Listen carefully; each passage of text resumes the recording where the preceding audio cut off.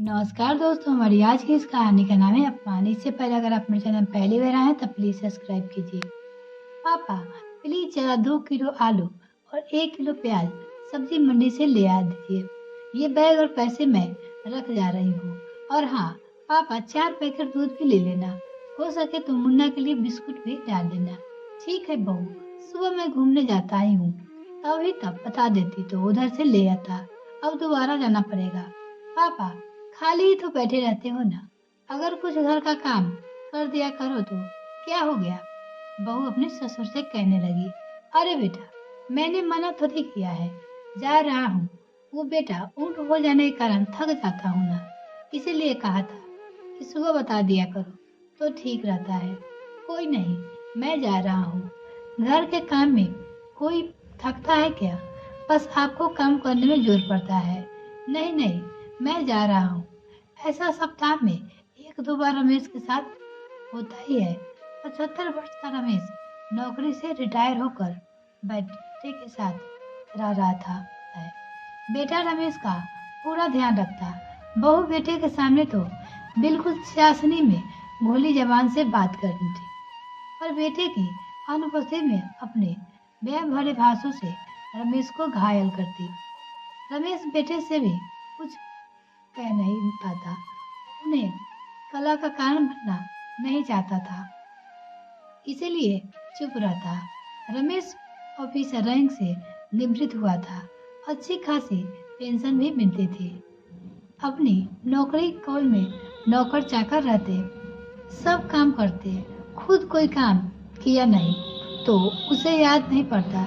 Retire होने पर वे रमेश ने अपनी पत्नी के साथ अपने कस्बे से बने अपने बंगले में रहने का निर्णय लिया। सब कुछ ठीक चल रहा था। एक दिन अचानक हार्ट अटैक में पत्नी ने के साथ छोड़ दिया।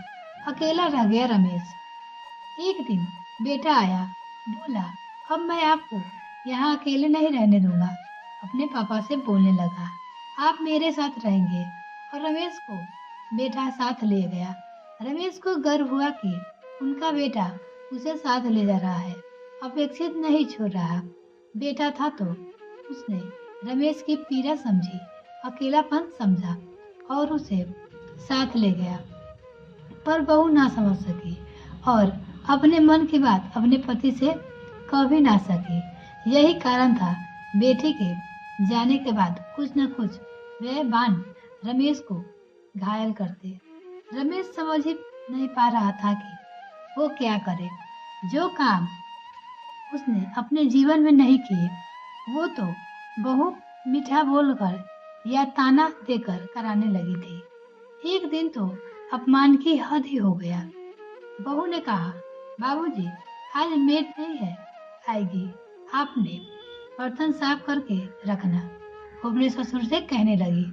रमेश धक से रह गया।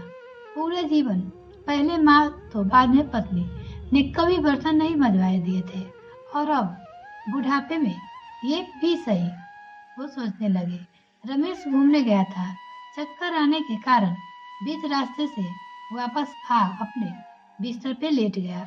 तभी बहू ने सब्जी लाने का फरमान सुना दिया। रमेश ने अपनी तबीयत खराब होने की बात बताई तो बहू बोली, अरे पापा, सब्जी नहीं लानी तो बीमारी का बहाना बना दिया। अपने ससुर से कहने लगी, घर में कुछ तो करना पड़ता है। ठीक है, कह रमेश थैला उठा उसी हालत में चल दिया। किसी प्रकार सब्जी लाकर दे दी, बस तो अपने बिस्तर पे पसर गए। अपमान की किस से 75 वर्षीय रमेश को व्रते से मजबूर कर दिया।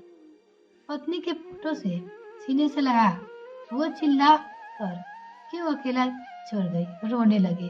अपमान का टस ना सा पाने का आखिर रमेश ने चुपचाप बेटे का घर छोड़ अपने कस्बे के बंगले में वापस आ गया, जहां उसके अपने हित चिंती थे। उसने रिश्तेदारी नहीं थी, पर एक मानवता का नाता तो था। तो अगर मेरे चैनल को अभी तक सब्सक्राइब नहीं किए तो प्लीज मेरे चैनल को जल्दी से सब्सक्राइब कीजिए और साथ में बेल आइकन प्रेस करें ताकि मेरे और वीडियो का नोटिफिकेशन सबसे पहले आपको मिल सके। ये कहानी आपको कैसी लगी मुझे कमेंट करके ज़रूर बताइएगा।